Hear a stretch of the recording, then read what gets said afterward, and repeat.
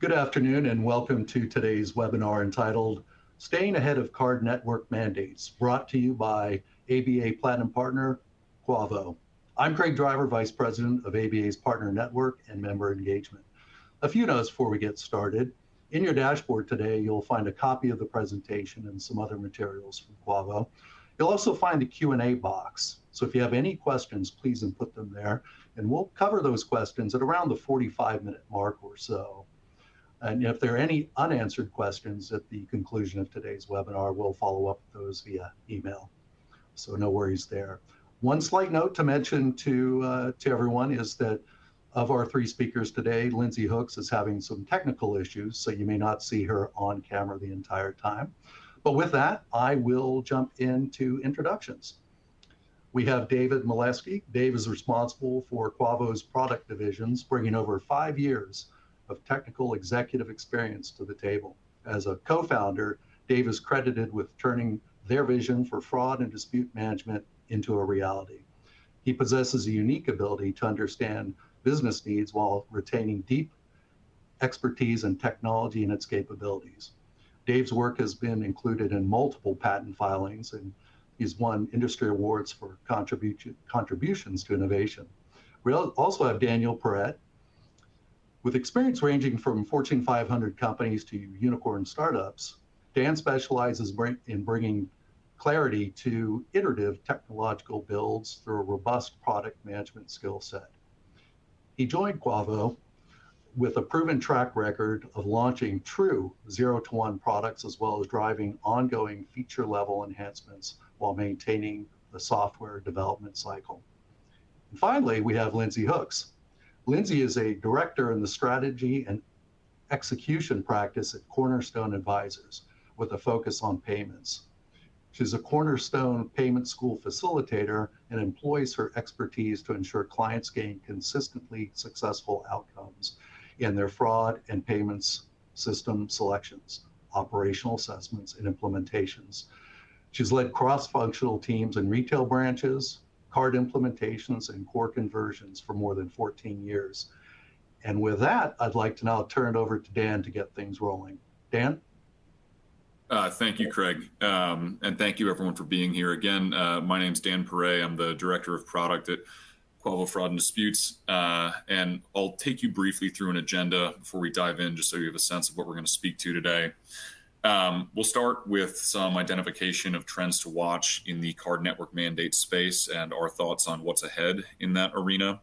We'll address the pitfalls of noncompliance, what we've seen through our time at Quavo in terms of common missteps and how our clients can best avoid those. We'll discuss the benefits of productizing the dispute process and how that supports systemic compliance. And we'll touch on preparing for updates, covering best practices for readying teams and systems. So with that, I'll pass it on to Lindsay. Lindsay? Thanks, Dan. I'd like to start out by discussing overall changes in card network mandates and helping you understand, what it is that your teams need to understand so that we can stay ahead of any changes that need to be made so we can avoid costly disruption. So I'm going to talk about 3 aspects of that. First is biannual rule changes. What are these? What are these shifts? Next, we'll touch on some trends in network changes that we've seen in the past. And lastly, how institutions can take control of these changes. So kicking us off, what are these mandates? Card networks typically issue biannual mandate updates, usually spring and fall, to revise operating rules. And these updates could impact anything from transaction processing data, security obligations, dispute timeframes, liability, compliance requirements, really the whole gamut of being a card issuer. The goal of these mandates is to mitigate risk by keeping pace with fraud tactics and safeguarding integrity. So they're dynamic. We don't know what's coming. They are intended to improve transparency, efficiency, both for issuers and acquirers. And lastly, some of these help us prepare for future payment technology enhancements.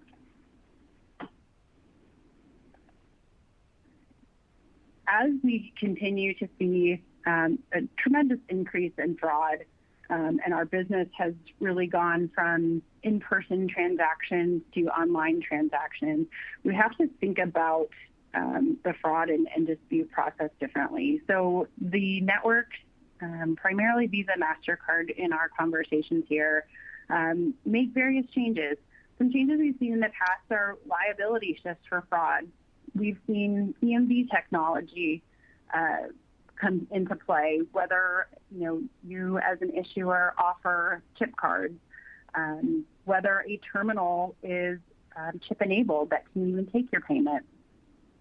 We're seeing some changes for PIN entered transactions, whether a PIN is required, whether it is not. You'll notice that we've got some traditional PIN network transactions that are occurring online that we're not actually entering a PIN any longer. And that liability implication changes based on the network in which you participate. We've also seen a lot of 3DS changes in responsibility. We've seen a lot of fraud in 3DS transactions. So really understanding how these types of transactions and these things that you as an issuer can control, it's important that you understand your maximum position there. We've also seen a lot of time frame changes. Whether you're Visa, MasterCard, the rules are different and they continue to change. So whether we've got subscription based rules to in-person card not present versus card present, the rules continue to change to confront the latest fraud trends and ensure that issuers and acquirers are as responsible as possible for these transactions. But it's hard to keep track of, right? Is it 45 days? Is it 30 days? Is it 10? And all of that is really critical to managing your fraud business and staying compliant. Lastly, we're seeing changes that include new data fields. Maybe it's expanded BIN formats, transaction elements, more location details, entry mode. All of these data elements help us understand the liability and transaction details. We expect fully that some of the requirements that change in the data space will eventually result in a liability shift. Do you have the ability to produce all of the information necessary to dispute a charge?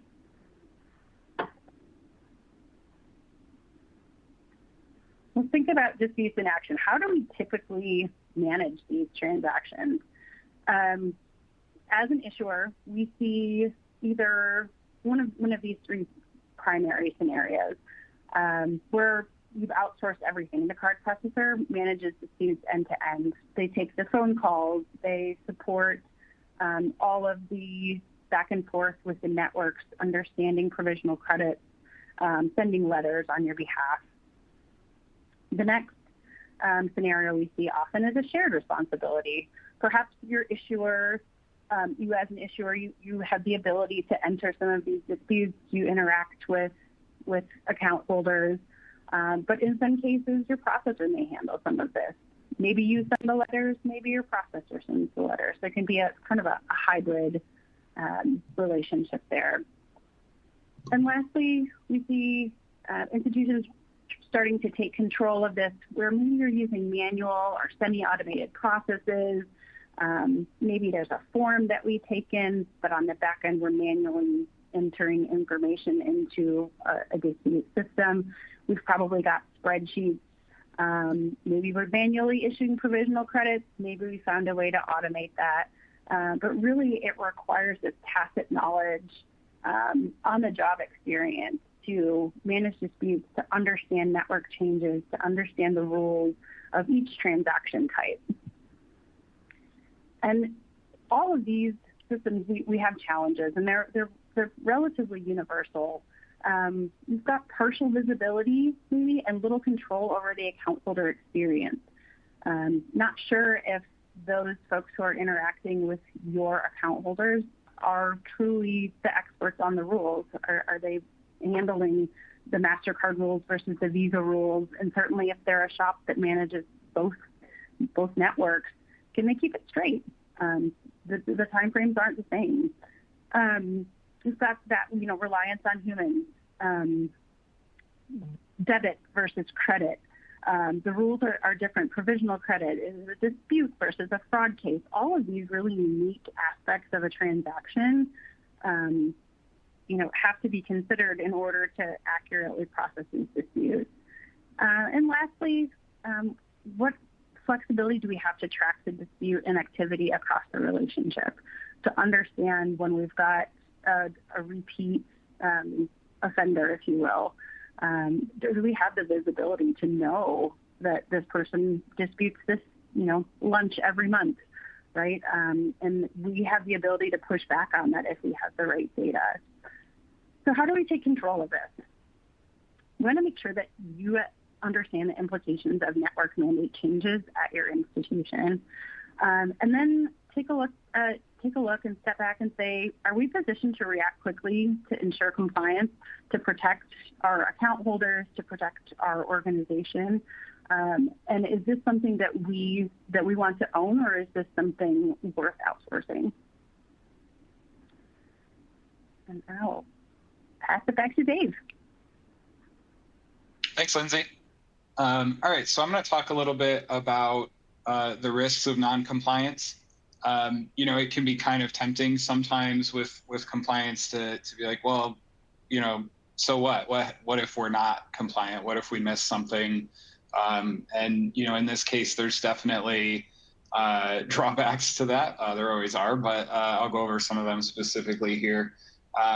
But there's generally reputational and financial consequences. You could cause friction with your account holders. You could have increased losses, inefficiencies, all those kind of things. So we'll go through some of that stuff. But common pitfalls when we look at fraud and disputes, things I see as I'm out there talking to our clients, prospects, other bankers, really focusing on day-to-day operations and missing changes. The reality is these things are going to change every April and October, and it can be sort of easy to slip into just your day-over-day operations and kind of miss when the bulletins go out and reading them and making sure you take the appropriate action. It's very possible to just sort of almost let mandates happen and not make any change, and then you really sort of get the brunt of it at a time when that's not a good idea. Budget and technology prioritization issues. Every single bank has, technology prioritization and sets budgets and everything. You've really got to make sure you leave room for changes for mandates. You got to make sure you're getting the right attention so that it's not a fire and it's not putting other objectives at risk. We see that a fair amount. Just kind of letting the tech team handle updates. That's another area I've seen some missteps where, maybe as a business unit, you're not absorbing the changes in your procedures, or the bulletins, are actually quite a bit of business language. Are they being translated into requirements correctly? It's also very hard to test mandates changes since they become effective on a certain date. So I always like to sort of trust but verify, right? Like, what's the tech team planning to do? How bad is the mandate cycle? Is everybody in sort of agreement about what changes we're making? All that kind of stuff needs to happen. And if it doesn't, as I mentioned, mandates will just kind of happen in April and October, and then you just kind of have to roll with it. And then really the last one's kind of falling behind as your financial institution grows. So as you get bigger, your transaction volume goes up, your purchase volume, your exception volume is also going to rise, and things that weren't a problem before might suddenly become worse. You might get more on the radar of certain networks, so they may impose the rules more stringently on you. So there's a lot of things that can happen just sort of by nature of your business growing, where if you keep doing the same thing over and over again, even that may not be sufficient. So some of the risks of non-compliance, You can be fined by the networks. It's not extremely common, I would say, but if you look at your agreement, it's certainly possible for them to impose some pretty crazy fines. In a lot of cases, what we see, though, are increased chargeback losses, fees, like sort of transactional expenses will go up, and losses in the dispute process will rise. That's usually what we see more often. You may have to remediate things if you find out something's changed and you've got a whole bunch of disputes out there that now you need to fix. You need to audit and figure out like what actually needs to change so I don't take a bunch of losses, things like that. If you have to be reactive to a situation rather than proactive, it can be pretty damaging. And if the networks really feel like you're not playing ball, you may lose incentives or partnerships or access or things like that. Again, that's kind of an extreme case, but we have seen it happen. There's operational risks for sure. If you're missing mandates, compliance, out of date workflows. I've seen systems that have just kind of ignored mandated changes for 3 or 4 years. They're full of errors. Users don't like them. They're generally going to have much higher losses than other systems. You'll have random incompatibilities, errors, things like that. And then you got to divert resources to make fixes when things are truly bad. It can cause a problem with your operations that just by its nature, you want a smooth operation running day over day, and these kind of erode that. And networks might impose restrictions or penalties that, could escalate or get worse, depending on how many exceptions you have and things like that. You want to make sure your account holder experience is good in fraud and disputes, obviously, but you may actually cause some problems with that if you're non-compliant. You could drive dissatisfaction. You're not getting dates, or you're not getting resolutions back to your account holders as quickly as you'd like. That can erode confidence. Are you guys actually taking care of me? That kind of stuff. They may complain to regulators, then you get internal audit involved, all that kind of stuff. You want to make sure that you're keeping the account holder in mind. And I would say, weak compliance also heightens fraud risk. If you become a target, fraudsters are very smart, and if they find a way to abuse your process, they absolutely will. And we have seen that happen before. Some brand reputational possibilities as well.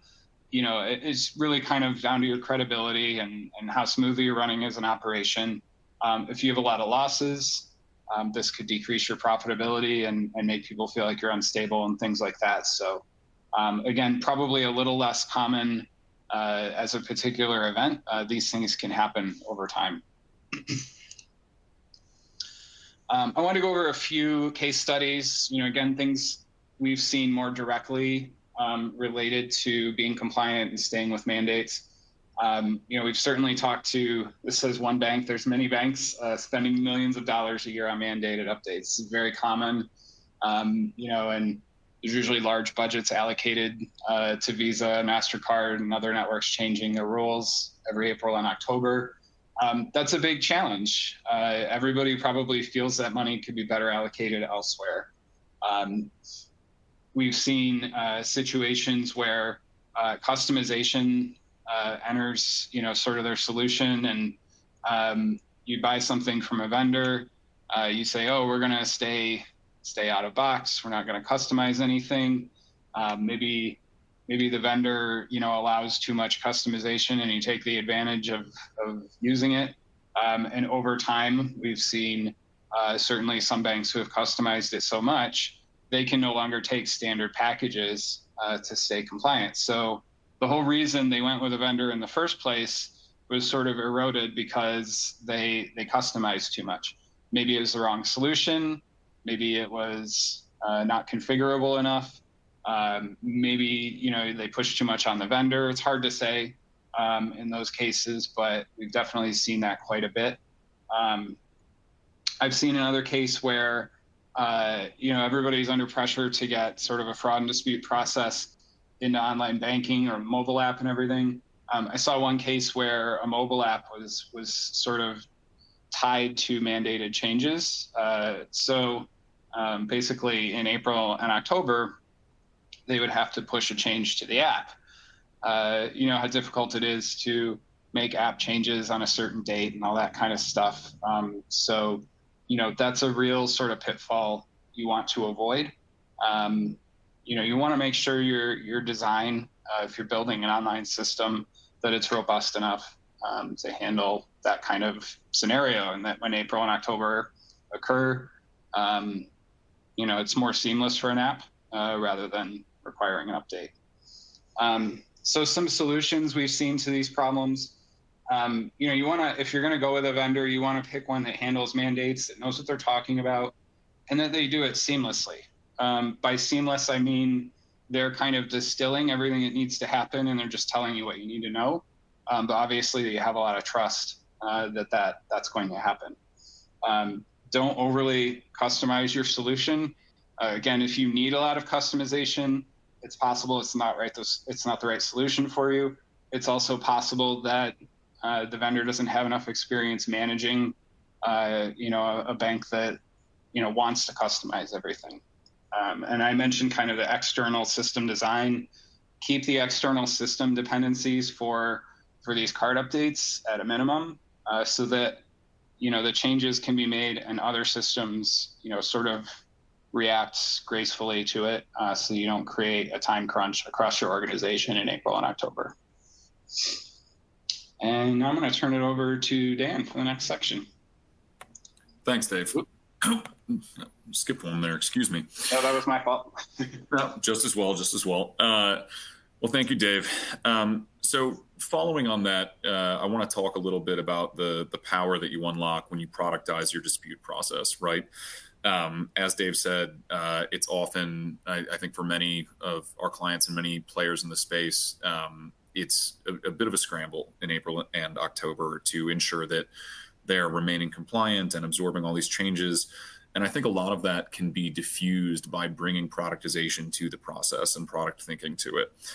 Embedding card network rules is not something that's optional, and is something that can be simplified a lot by having the right minds around it. So we've tried to productize our process in a way that systemically changes the result to faster updates, higher accuracy, and less disruption or latency in the process. So let's talk a little bit about that. Built-in compliance measures are really one of the foremost value props of a productized dispute process. And this is really a large chunk of what you're getting when you work with Quavo for your mandates and regulations. AI processing for compliance actions is something that's obviously emergent in the space right now. A lot of people are talking about that, but what does that actually mean, right? Artificial intelligence can automatically execute regulatory and network required action, which brings you to a place of compliance within prescribed timeframes. That said, that artificial intelligence, of course, still relies on the human expertise of the vendor that you select. Countdowns and timers, this seems very straightforward, but it's a stumbling ground for many players in the space, right? Understanding the actual countdowns towards deadlines for those compliance requirements and regulations allows for execution of the required actions at the precise time required by the network mandates. Therefore, missing deadlines becomes effectively a thing of the past. Chargeback rights determinations, again, using the power of artificial intelligence to analyze the data within a transaction and all the details within that claim, brings clients to a place where they can confirm eligibility and initiate chargebacks automatically. So not only do we see an effectively 100% level of compliance integrity maintained, but also an increase in opportunities for recovery. So there's not only the value of being compliant, but there's value to your financial institution's bottom line. And then response monitoring, continuous automated tracking, capturing merchant and network responses in real time allows AI to immediately apply required updates to the case in question, which takes a lot of the guesswork and potential for human error out of the process. So again, all of these built-in compliance measures aspects of benefit that are provided by productizing that dispute process or working with someone who does, like Quavo. Preparing teams and systems for the future is critical to staying ahead of card network mandates. Really, this preparation just includes the development, maintenance, and ongoing upskilling of internal processes that encourage that agility and cross-team collaboration that product thinking is so centered around. Additionally, ongoing educational opportunities for training and communication that empower adoption via UAT. So we've done a lot of this at Quavo, right? And really, it's kind of best summarized in terms of some key learnings. I'll start with the wins on the right side of the slide, just because I think that these really drive the value prop home pretty clearly. Regulatory and network alignment, right? Again, this is something that requires an enormous amount of industry expertise. It's something that's constantly changing, and it's something that with a productized disputes process, you don't have to think about as much. You don't need to pull resources away from. This also leads to a strong level of operational maturity, right? Which in turn leads to client trust and differentiation. Like anything in the disputes or claims atmosphere, mandates are really something where there has to be a lot of trust given to anyone helping your institution drive through that process. And in turn, that trust from your execution at a high level allows your clients to feel that they are with the right provider, with the right institution. There's a benefit here of standardization, right? In that having your mandates process governed by a productized line of thought and a partner who takes that seriously allows for a time-based process that is standardized, so your team can anticipate what's coming down the pipeline and how that impacts your product, your account holders, your brand reputation, your institutional trust, and ultimately allows you the benefit of product and market insights. When you're working with an individual whose process is going out to dozens of clients who are all dealing with these mandates and network updates, there's a benefit of seeing what's happening in the broader ecosystem and identifying challenges that some of your peer institutions may have faced. On the other side, we have lessons, right? We've been doing this for a long time. We've gotten pretty good at it, and there's been a lot to learn from that. The foremost one is obvious. There are extremely rigid timelines around this. Again, April and October are pretty non-negotiable. Those are also often times where people are putting out product releases or iterative feature enhancements where they might want to be pulling their engineering focus more into what I'd call a user-facing product build than the mandates process. Interpretation and adaptation are paramount to this. I think it's interesting how the language that comes down from mandates and compliance requirements is both completely non-negotiable and often, for lack of a better term, kind of verbose, kind of hard to interpret. You need to ensure that you're working with a partner and with a group who have an incredible understanding of banking regulations, the financial atmosphere, of the way that different sized institutions and different client bases interact with these mandates and compliance regulations. There's also, a differing level of client change appetite across different institutions, right? A productized mandates and compliance process allows for a certain level of customization in the way that disputes processes and mandates processes are brought to market, right? And then fighting the closest fire. Everyone here can relate to this, right? Mandates often becomes the closest fire during those April and October periods approaching on the calendar. And so working with a group that has a productized process allows for some mitigation of that burn. Top performer tips.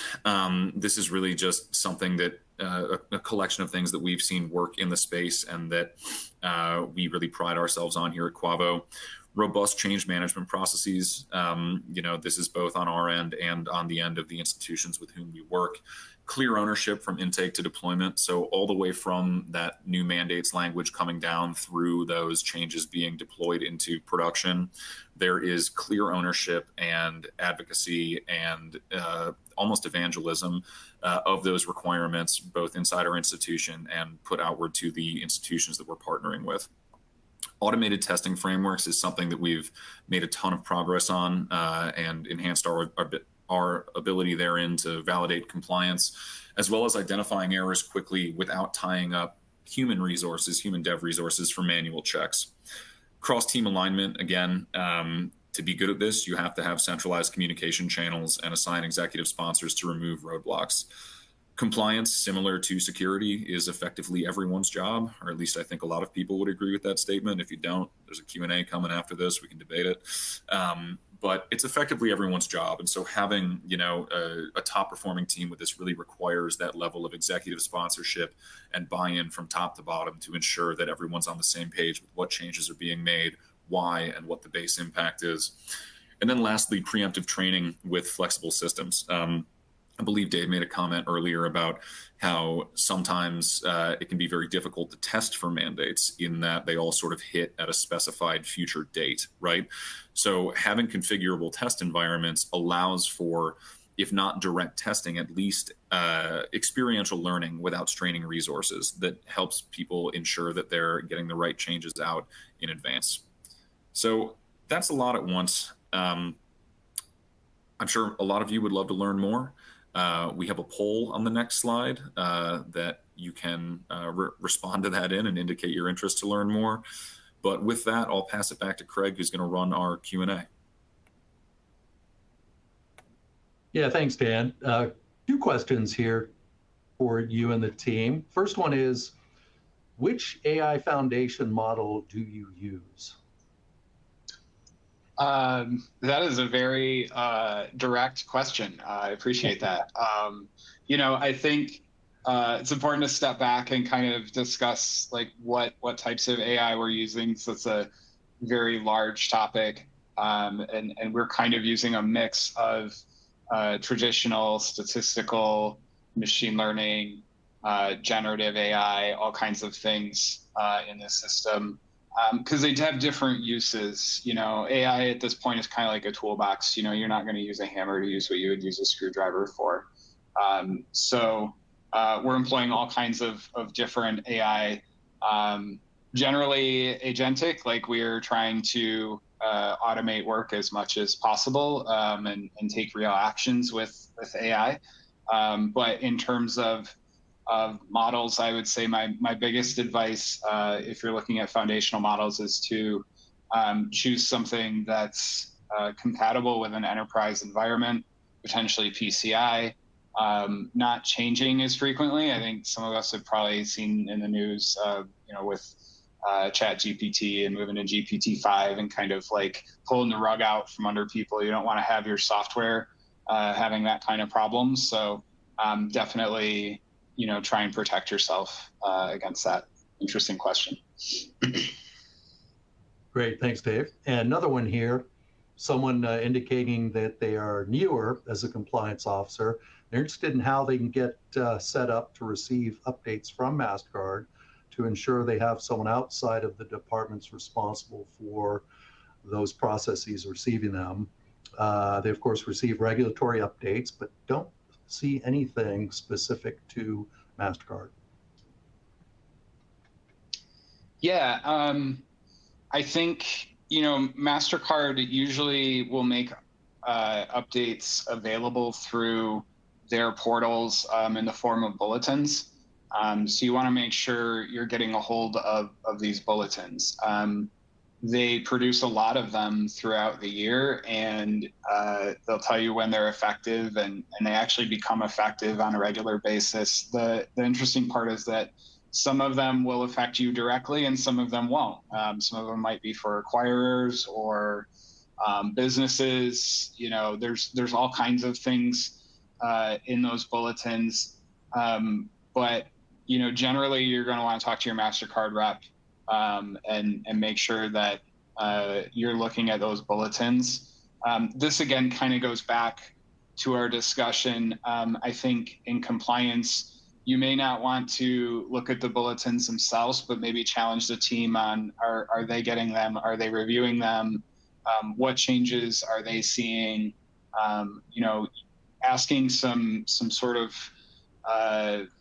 like simple questions around the bulletins and the compliance windows and things, and even kind of saying like, hey, I know every April and October this stuff's changing. Like, are you guys prepared? What are you seeing? That kind of stuff. There have been some larger changes for MasterCard recently around compelling evidence, and I think if you talk to your team that handles disputes, and they're like, oh, well, nothing really changes, that's just something we don't have to deal with, I would be a little surprised probably. So I would just kind of start at a very high level and work your way down. Yeah, and Dave, I think from personal experience, you can sign up for those announcements through MasterCard Connect. Is that correct for you? Yes, thank you. And just a word back to the individual that posed the question to talk to your MasterCard rep. Okay, we have another one here. What are some trends that you're seeing in relation to international payment network mandates? Actually, a lot of the trend I've seen around international is MasterCard and Visa attempting to consolidate their rules and try and make them applicable globally, which is something that everybody would like. That's tough with, in some cases, laws and regulations, requiring certain things from the networks. But I would say that's a positive trend. Most of the other trends are things that you would see everywhere, like in the US and elsewhere, which, as I mentioned, is kind of around compelling evidence and reducing first-party fraud. Those are big topics really everywhere. And that's what I've seen, at a high level, most of the mandates changes coming in. Great.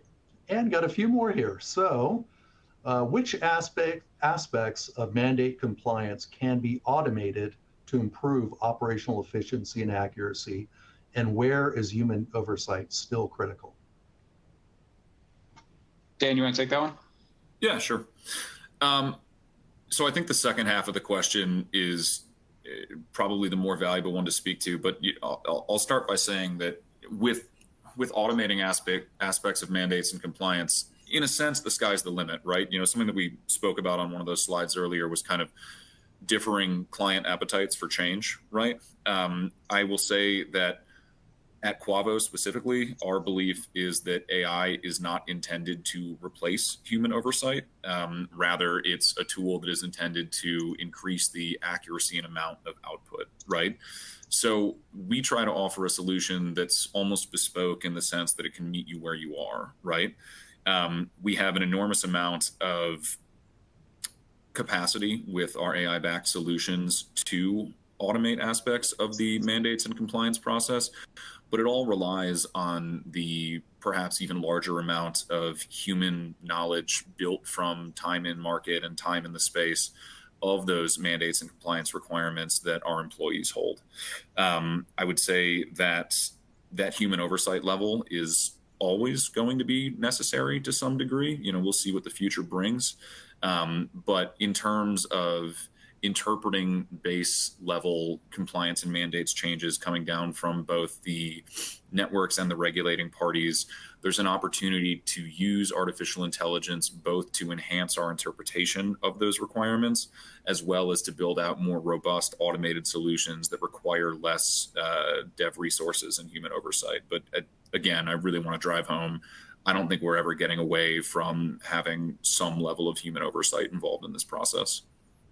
Right. So it's kind of a force multiplier in your ability to extend your capabilities, marrying both human and AI technologies. So that feeds into another question we have here, actually, Dan, which is how can smaller disputes teams leverage technology to manage additional workload from regulatory mandates?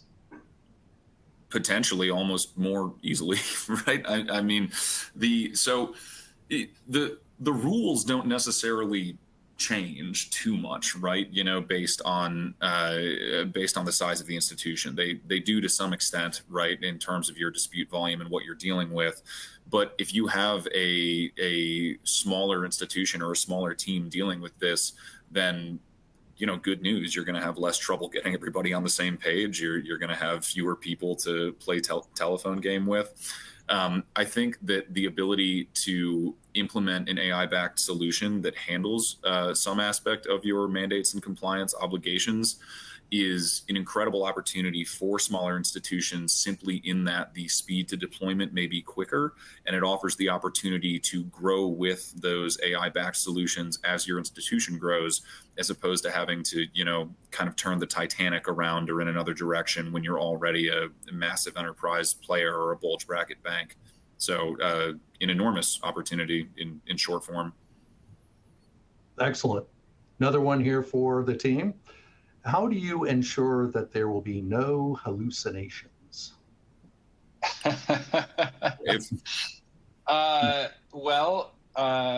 Generally through training, labeling your inputs, making sure you're getting consistent output of a sufficient sample size. Those things can reduce hallucinations significantly. I don't think it's yet possible to prevent them 100%. There are certainly models you can use that have that as features that they will hallucinate less. By and large, I would say that was an industry sort of challenge or quirk that's been worked down quite a bit. I doubt it'll ever be worked down to zero. There's actually been some instances I've seen of information sent to models where they will actually say, I don't know, which was not actually happening at all in the early days. So things are getting better, but you kind of have to test and use sort of good data science to work your way out of them right now would be my advice. Excellent. Before I ask, got another question here before I move on. Just a reminder to the audience, if you do have further questions, please pop them into the Q&A box. Have plenty of time to address those. But the next question is, with all the regulatory changes and growing operational demands, how does your platform stay flexible and scalable to help their team, a bank's team, while delivering a great experience for their customers? Go ahead, Dan. We take our commitment to our clients extremely seriously. I'd start with that, right? And it really comes down, in a sense, to our core value props, one of which is keeping our clients compliant and up to speed with changes in mandates. We have, I'm trying to do the math in my head, but it's got to be many, many decades of, quote unquote, people experience. It's got to be closing in on a century. I got to think about this, but we have many people with high single digit, low double digit years of experience in the mandates and compliance space for financial institutions, ranging from enormous banks down through payment processors, fintech startups, whatever you can imagine. We draw on the knowledge of those individuals in the way that we continually upskill both our AI-backed solutions, but also our in-house knowledge of these regulations and mandates and changes. It is not a stumbling block to our product roadmap. It is something that is built into our product roadmap every year to dedicate a ton of resource, both technologically and on the human side, to ensuring that we remain experts in that space. In terms of how we continue to keep that, relevant and up to the standard that we feel accurately represents our core value prop of keeping our clients compliant. There are robust and continuing ongoing education opportunities for our internal employees to stay up to speed on this. I can tell you that on the product team specifically, we have several people with an extremely robust background interpreting those regulations and working across all departments at the company and with our client-facing folks to ensure that those changes are translated into extremely specific and workable solutions for our clients. But it's a major ongoing effort, and it's a huge piece of who we are as a company and the technology that we provide to clients. I think that there's really no better proof of this than the dozens of individuals, the dozens of institutions who are already using Quavo and QFD to work through their mandates and compliance requirements and challenges. So in short form, it keeps us up at night. We take it very seriously. We spend a lot of time thinking about it, and we dedicate a lot of resource to ensure that we're providing a best-in-class solution.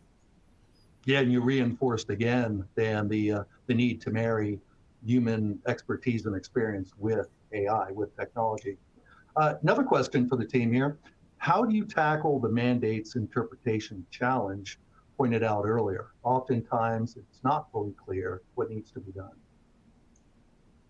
Yeah, you really have to have, I'll go back to saying like, you need a lot of experience, right? You have to have looked at this stuff before.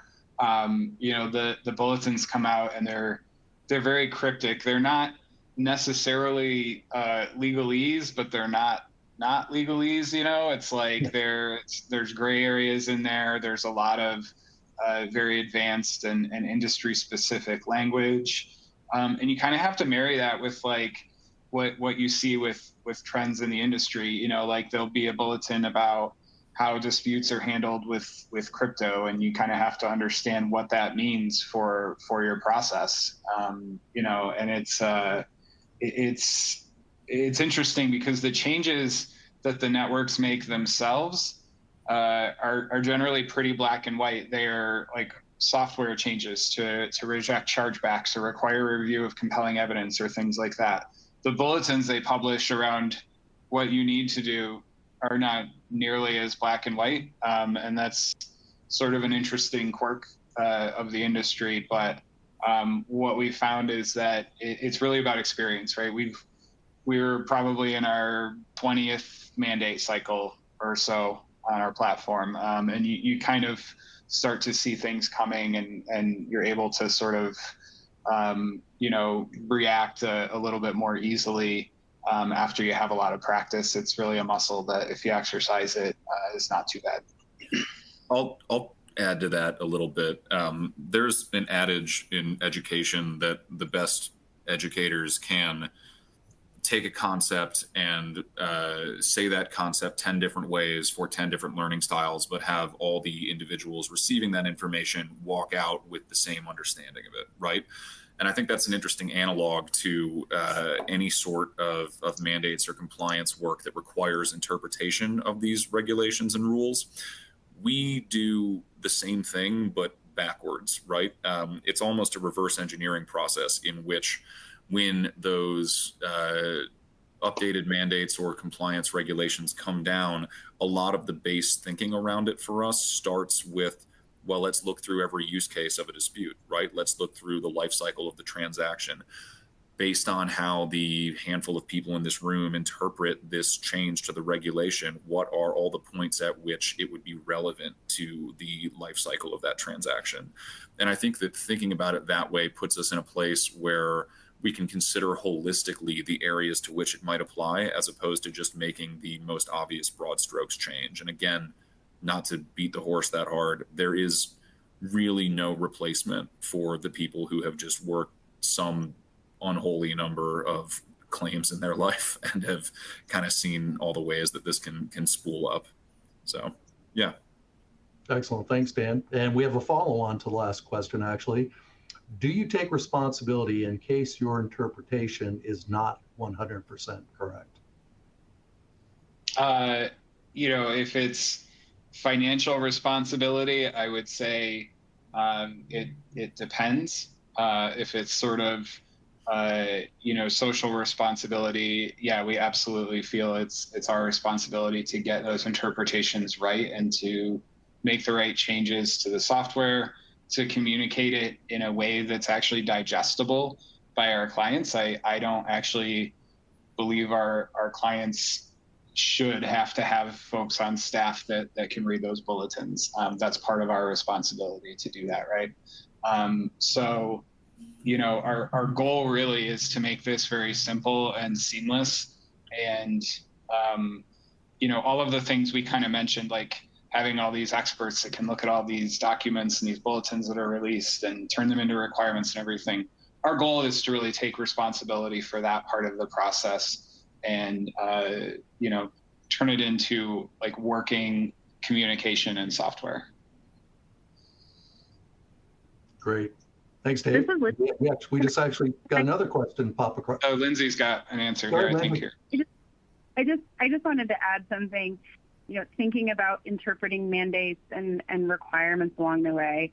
Something that I regularly encounter with my clients who are really forward thinking and trying to figure out how to tackle the new volume of disputes coming their way. So many institutions still have a process in place that requires a signed affidavit to say, this transaction was not mine. And Dave, I know you and I have talked about this before. Yeah. But there are still things, even at that level, that are incorrect. So Dave, I'll let you comment more on that, but I encounter that so often still. Yeah, that's a really interesting point. We've talked a little bit about forward looking and how April and October are going to happen to you every year and all that kind of stuff. But what about a good health check about what's happened in the past, right? I mean, so many things have changed. Every time I go to some kind of store or something and they make me sign my receipt, I just kind of smirk because it's like, why are you doing this? And you see the same thing out there with banks who are doing affidavits, or you ask them if they're looking at compelling evidence, and they just kind of give you this quizzical look, and it's like, yeah, well, okay, that's important, and it's going to become more important. So maybe something we've neglected a little bit in our presentation is sort of the backward looking aspect of this as well. You may actually have a little bit of debt or rubble in your organization of things that could be cleaned up that are currently happening. Yeah, interesting. And, building on the whole topic of AI versus human interaction or expertise, we have a follow-on. Someone that agrees the expertise of the team cannot be replaced fully with AI, but then they wonder how we would be able to achieve further efficiency if we keep all the experts. Imagine people. Go ahead. Sorry. Imagine people attempting to fill a swimming pool with buckets and then giving the same amount of people a hose. Genuinely, I don't mean to be, overly simplistic about it, but I think that any technological innovation back through history, right, and AI kind of being the forefront that we're at right now with that, is often questioned in this sense. And we generally, throughout history, have not seen this, great displacement of people required by new technologies, but rather an expected and earned higher level of output of those individuals by virtue of using the new technology, right? So in terms of efficiency, if you have a team who already have a meaningful level of compliance knowledge, right, and they all have to spend X number of hours speaking with one another and bouncing ideas off one another to ensure that they're interpreting these mandates and compliance changes in the same way, and then building a functional plan to put those into place in a productized and processized way that allows for the best result for your institution and your end users or clients. Now that process has effectively been shortened in that having a extremely knowledgeable vendor work through this with you in a way that leverages AI to give people a common understanding from the outset takes out a lot of that initial work. So I think that I would almost challenge the question in the sense that there's always further efficiency to be achieved, and a lot of that can come through the implementation of AI-backed products. But that doesn't mean necessarily that to achieve said efficiency, there needs to be some sort of workforce cut or anything like that. And that's very far from our understanding at Quavo of how AI is intended to benefit this space. Rather, it's intended to help with those common stumbling blocks of interpretation, of communication, of implementation, and reduce the time to market for those processes. Yeah, I mean, you used to send a chargeback via fax or, a letter or something like that, right? Then there were portals, B-roll or whatever. You could go in and, type a bunch of stuff and hit submit. Now you're going to see software that just does it automatically. These things already exist, right? So continue to see, elevated effectiveness with your workforce, where today, if you had to file every chargeback via fax, you would need, several times the staff you have probably, right? It's going to have a similar effect, but, at a macro level, purchase volume continues to rise, fraud continues to rise. There's no shortage of sort of incoming volume. So if all you're doing is even holding the line on your staff, I think that's a huge improvement in a lot of ways. I think we have a lot of experience doing better than that. And what I've seen is that a lot of the experts you have working on disputes, they can do a lot of things in your organization that can be very impactful in a lot of places. And some of these people, they have decades of experience working at your bank. Definitely not a case where they need to go anywhere. There's a lot of great stuff they could be doing. Right. So a form of reallocation of time into other areas of need as well, because there's no shortage of those at any Exactly. bank, for sure. You'll find that your most senior experts are the ones working, payment exceptions, and you want to free up your most senior resources, what every organization wants to do. Great point, Dave. So we're almost up against time. Any final words before we wish everybody well and end the webinar today? Thank you for coming. Thank you for listening. We'd be very excited to speak further about this with any and all of you. So, if you'd like to learn more, there's this poll here. Our contact information should be available in the panel resources. But again, thank you all so much for your time. That's great. And certainly feel free to reach out to ABA as well as an option if you want to connect with the team as well. So thank you all for a great conversation today one more time. And thanks to our audience as well for joining. Appreciate your time and have a great rest of your day. Thank you. Thank you. Thank you.